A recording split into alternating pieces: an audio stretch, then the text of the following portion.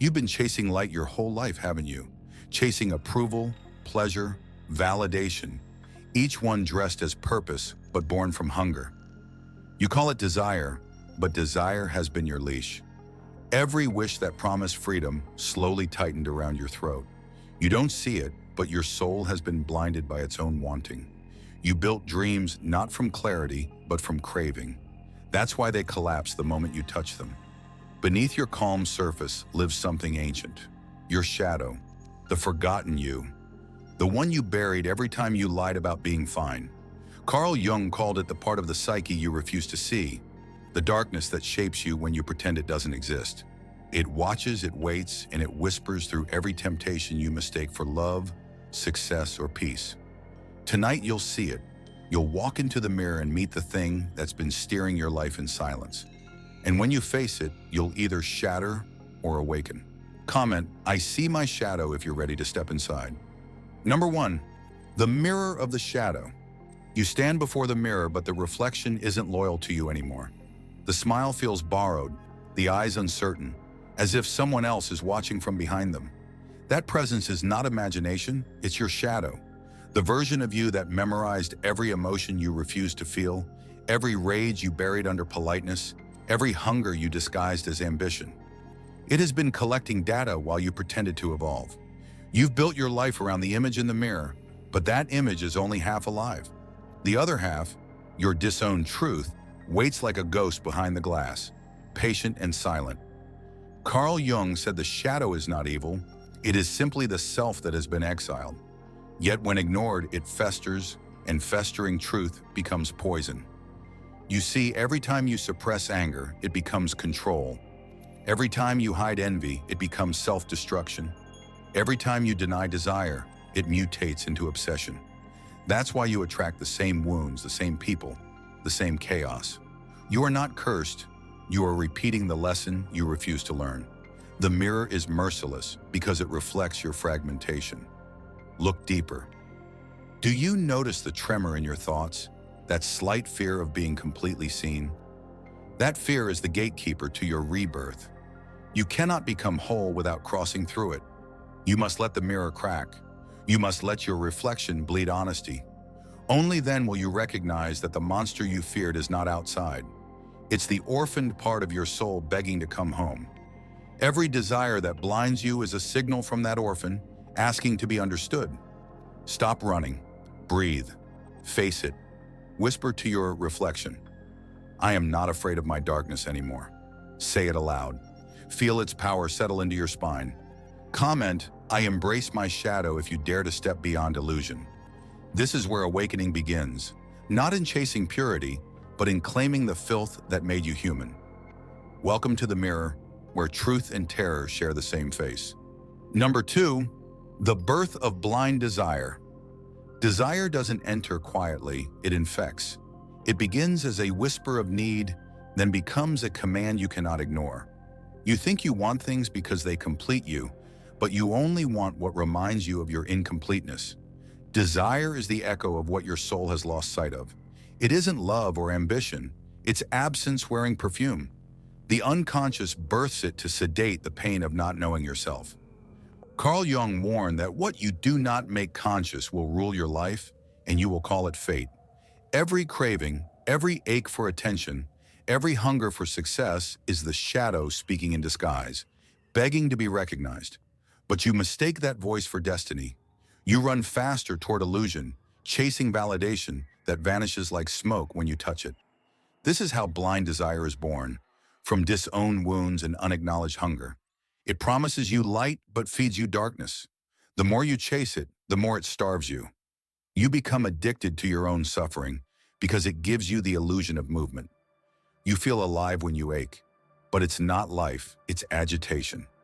The shadow feeds on this loop because as long as you remain blind, it remains hidden. It's clever. It knows you better than you know yourself. That's why you repeat relationships that mirror your deepest fear. Why you choose paths that break you in familiar ways. You think it's bad luck. It's your psyche reenacting its unfinished business. The moment you see this, everything changes. You stop chasing and start dissecting.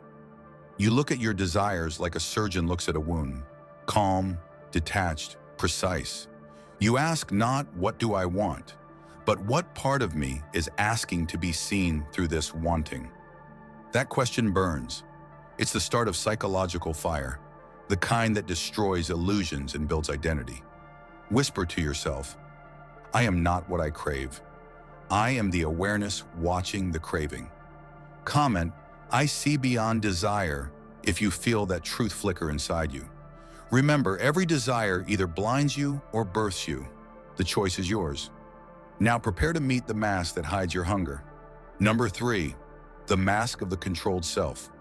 You've spent years perfecting your disguise. The calm voice, the calculated words, the posture that says, I'm fine. You wear control like armor, but it's stitched from fear. Every mask you build to protect your image is secretly designed to hide your chaos. Carl Jung called it the persona, the face you present to the world, shaped not by authenticity, but by expectation. You created it to survive approval, to be liked, respected, admired. But every time you adjust your truth to fit another's comfort, a piece of your soul dies quietly. You have mistaken suppression for strength. You call it composure, maturity, faith, but it's just emotional taxidermy. Lifelike, but lifeless. The controlled self doesn't live, it performs, and the audience claps for a ghost. You think you're free because you appear stable, but that stability is a prison built from your own denials. You smile through exhaustion, talk through emptiness, laugh through the slow suffocation of your genuine self. Your mask doesn't protect you, it isolates you. You've become fluent in pretending, addicted to the illusion of composure. But the shadow sees through your act. It knows what you hide behind politeness. It hears the internal scream under every "I'm okay." It waits for the moment your mask slips, and it always does. Because what's buried alive never stays quiet. The more you control, the more you crack. You can't heal what you won't reveal. You can't integrate what you keep locked in performance. The day you stop performing, you'll meet the self you've avoided, the trembling, raw, uncontrollable truth. And in that encounter, you'll taste real freedom for the first time. Whisper to yourself, I remove my mask before my mirror, not before the world. Comment, I choose truth over image, if you've ever felt that quiet exhaustion of pretending. Remember, control is not strength, it's fear in disguise. True mastery begins when the mask shatters and the chaos breathes. Let it breathe, because behind your composure lives the only version of you that's still alive. And that version is waiting. Waiting for you to stop hiding. Waiting for you to bleed honestly. Number 4, when the soul begins to rot. There comes a moment when silence starts to smell. You don't see it, but your soul is decomposing in real time. Every truth you bury becomes rot beneath your ribs. You feel it as exhaustion, irritability, confusion. The world looks dull because you've dimmed your own light to avoid seeing what's rotting inside. Carl Jung said that what you resist not only persists, it grows in magnitude. You have resisted yourself. You've denied your rage, your grief, your jealousy, your hunger. You've disinfected your emotions until they're sterile, and now you can't feel anything real. That's not peace, it's paralysis. The soul begins to rot the moment it stops feeling. At first it's subtle, a strange emptiness even in victory, a faint sadness behind every laugh. Then it deepens. You stop dreaming. You stop caring. You become efficient but hollow, like a machine wearing a heartbeat. That's the price of denial, internal corrosion disguised as composure. You've called it maturity, but it's just decay that learned to walk upright. And the longer you suppress, the more your psyche compensates. The rot leaks through projection. You start seeing your denied darkness in others. You call people arrogant because you can't face your own pride. You call them manipulative because you fear your own control. The rot always finds expression. It just borrows someone else's face. You cannot hide decay forever. It starts whispering through your tone, through your body, through your choices. And the haunting begins, not from ghosts, but from the parts of you that refuse to stay buried. They knock from inside your mind, demanding to be let out. This is not madness, it's maintenance. The psyche breaks what the ego refuses to fix. So stop pretending you're fine. Rot cannot be healed through denial. It must be excavated, examined, and integrated. You have to scrape away the dead layers of falsehood and bleed truth. Whisper to yourself, I am not afraid to face my own decay. Comment, I choose to cleanse within if you feel that silent corrosion moving under your calm exterior. Because the moment you admit you are rotting, that's when the healing begins. The infection loses power the second it's seen, and what comes next is the haunting, the echo of everything you've tried to silence. Number 5, the haunting within. The haunting doesn't come from outside. It bleeds from within. It begins as subtle static, a strange restlessness that crawls under your calm moments, a whisper in your dreams repeating words you can't remember when you wake. That's not coincidence. That's the psyche knocking. Carl Jung said the unconscious will drag you through chaos until you hear what it's trying to say. Those nightmares that chase you, the obsessions that won't die, the faces that keep returning in different bodies. They're not curses. They're unfinished conversations with yourself. You keep calling them bad luck, but they are the haunting of unhealed truth. The shadow wants dialogue, not exorcism, but you run from it, into noise, into work, into people who numb the silence. You drown your haunting in distraction, and that's why it multiplies. The soul doesn't stop knocking when ignored. It starts screaming, anxiety, depression, self-sabotage. They're not random storms. They're signals that your spirit is suffocating under the weight of pretense. Every breakdown is an invitation disguised as collapse. When you finally stop resisting, you begin to translate the language of your own darkness. The nightmares lose their fangs because they realize you're listening. You start to see patterns. The repeated heartbreaks, the constant chase for validation, the same emotional scenery painted with new names. You realize none of them were coincidences. They were reflections. The haunting was never punishing you. It was guiding you back to what you abandoned. The monsters in your dreams are just fragments of you that were never hugged, never heard, never held. They return until you offer them acceptance instead of fear. That's how the haunting ends. Not with escape, but with integration. You don't banish the ghost, you become the light that dissolves it. Whisper to yourself, I welcome the voices within. They are my teachers. Comment, I listen to my darkness, if you've ever felt those echoes calling from beneath your calm. Because the truth is, you are never haunted by something foreign. You are haunted by what's still yours. And when you finally look the ghost in the eye, the mirror begins to tremble. The cracks form. The illusion prepares to break. Number 6, the mirror breaks. It happens suddenly. One day the reflection doesn't cooperate. The mask you've been perfecting fractures without warning, and for a moment, you don't recognize who's looking back.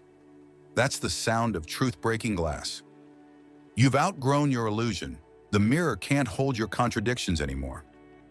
Everything you've denied, your grief, your envy, your lust, your cowardice, bleeds through the cracks. You try to collect yourself, but there's nothing left to collect. The identity you built was a performance held together by fear. Carl Jung called this the collision between ego and shadow, the psychic earthquake that precedes rebirth. It feels like madness because it's the death of false order. You shake, you cry, you rage, not because you're falling apart, but because you're finally touching what's real. The mirror's shards cut, but they also reveal. Every splinter shows a forgotten truth. The lover you betrayed, the potential you wasted, the lies you told to survive. You want to look away, but the eyes inside the glass won't let you. They're yours, the ancient ones. They've waited patiently through every distraction, every lie, and now they demand acknowledgement. This is the rupture the soul orchestrates when denial has run its course. You are not being punished, you are being purified. The mirror breaks so that the fragments can show you every version of yourself. And in that kaleidoscope of chaos, you finally see wholeness. You realize integration isn't about being perfect. It's about being honest. The shattering is sacred. It's the initiation into authenticity. The pain isn't destruction. It's calibration. Whisper to yourself, I allow the mirror to break so I can finally see. Comment, I break to awaken, if you've ever felt that internal earthquake tearing through your calm. Remember this, when the mirror breaks, your world doesn't end. The illusion does. And as the dust settles, you begin to notice something glimmering beneath the wreckage. A faint light, steady and alive. That's not the reflection anymore. That's you, unfiltered. And now the confrontation begins. Number 7, confronting the shadow. This is where it begins to fight back. The shadow doesn't surrender politely. It claws, it mocks, it exposes. When you confront it, you feel like you're arguing with a part of you that knows every secret you've ever buried. It whispers your failures, magnifies your shame, and drags your hidden desires into daylight. You try to silence it with morality, with logic, with prayer, but it laughs because it knows these are still masks. Carl Jung warned that the shadow must be faced, not defeated. You can't kill it because it is you, the unlived you, the repressed you, the version forged in everything you denied. The confrontation is a dismantling of lies. You start to realize that the traits you despise in others were mirrors, not monsters. The anger you projected, the greed you judged, the fear you mocked, they were all yours, waiting for recognition. As the shadow speaks, you tremble because it tells the truth you've been editing your whole life. And yet beneath the terror, there's relief, because finally nothing is hidden. The confrontation burns illusions like acid, stripping identity to bone. You look in the mirror and see both saint and sinner breathing in the same body. Integration isn't about purity, it's about ownership. You can't master what you disown. You can't heal what you shame. When you look your darkness in the eye and say, "You are mine," something electric happens. The shadow bows. Its power dissolves the moment you stop running.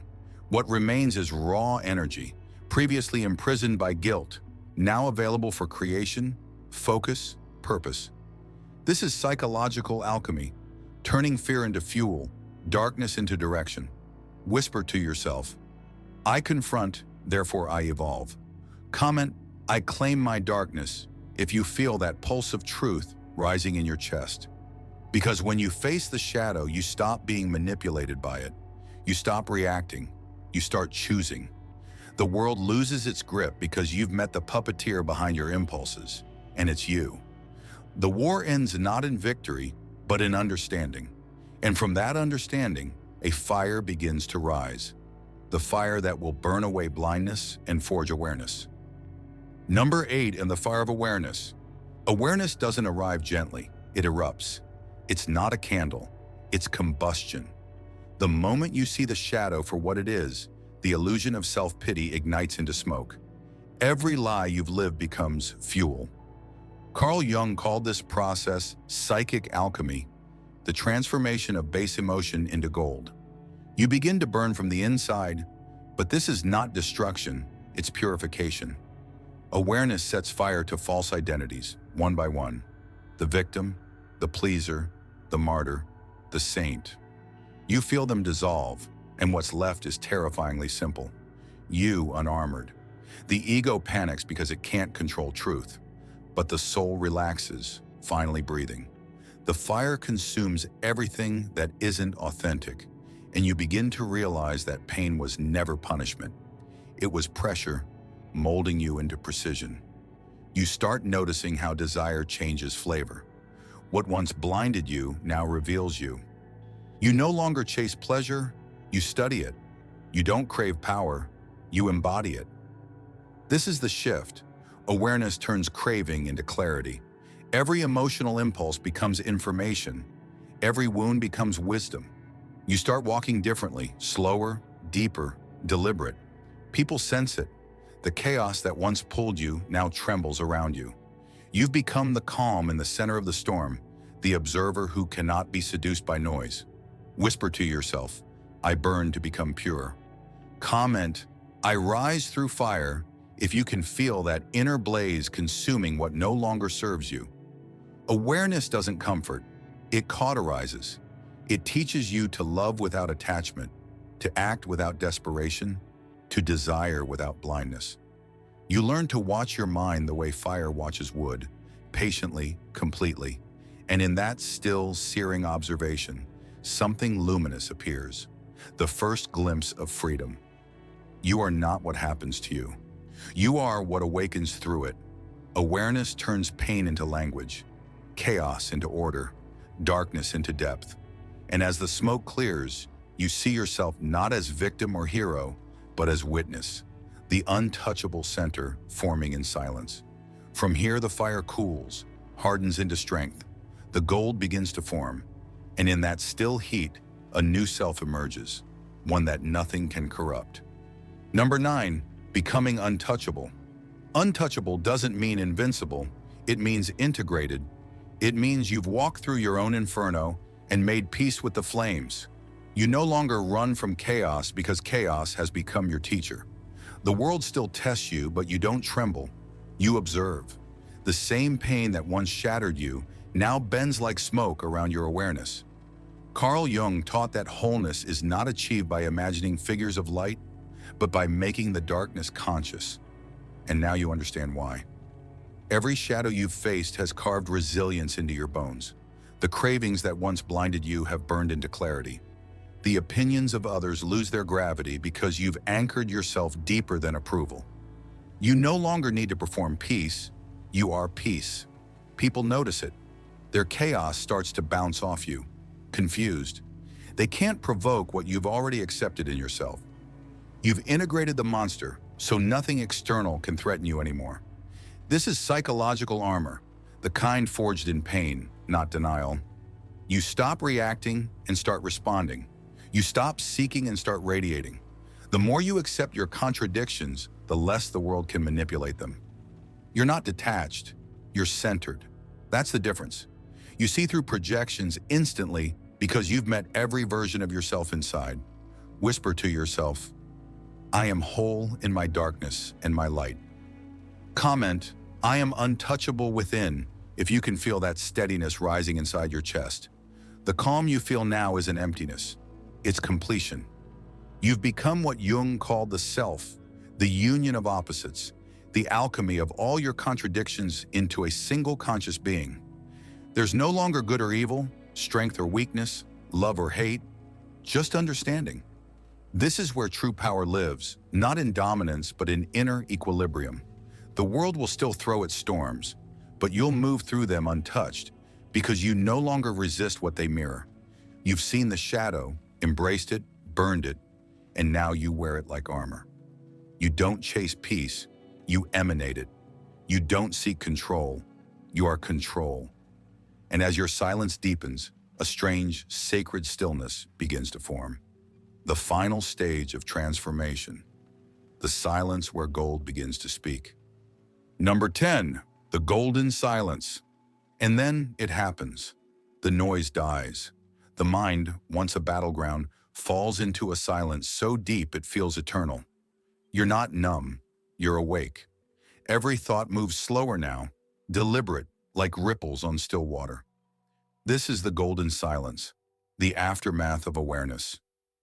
You've peeled away every false identity, every performance, every shadow desire, and what remains is presence, pure, unfiltered being. Carl Jung called this the reconciliation of opposites, the sacred union of the conscious and the unconscious. You've become your own balance, your own peace. There's no need to prove, to chase, to hide. The hunger that once consumed you is gone because you finally understand. Desire blinds the soul until the soul learns to see without wanting. Now you look at the world differently. Pain doesn't feel like punishment anymore. It feels like communication. You hear truth in the quiet. You sense divinity in your breath. You exist without needing to explain it. That's the ultimate power, stillness that cannot be disturbed. People will call it mystery. You'll know it as mastery. You've entered the dimension beyond reaction, beyond control, beyond fear. In this silence, gold forms, not the kind you touch, but the kind you become. You realize the shadow was never your enemy. It was your invitation to wholeness. Darkness was the teacher, not the threat. You faced it, burned through it, and now you carry its wisdom like fire beneath calm skin. Whisper to yourself, I have become the silence that cannot be broken. Comment, I have turned darkness into gold, if this truth resonates in your bones. Remember, this is not the end, it's the return. You go back into the world, not as a seeker, but as an embodiment of everything you once chased. Let others rush, let them cling, let them crave. You'll move through it all untouched, anchored in golden awareness. Because you've seen the shadow, you've faced the fire, and you've found yourself waiting on the other side. The journey was never about becoming someone else. It was about remembering who you were before you were blinded by desire. If these words woke something inside you, like subscribe and turn on notifications, so this fire never dies. The silence within you is your throne now. Guard it, live from it. You've already won.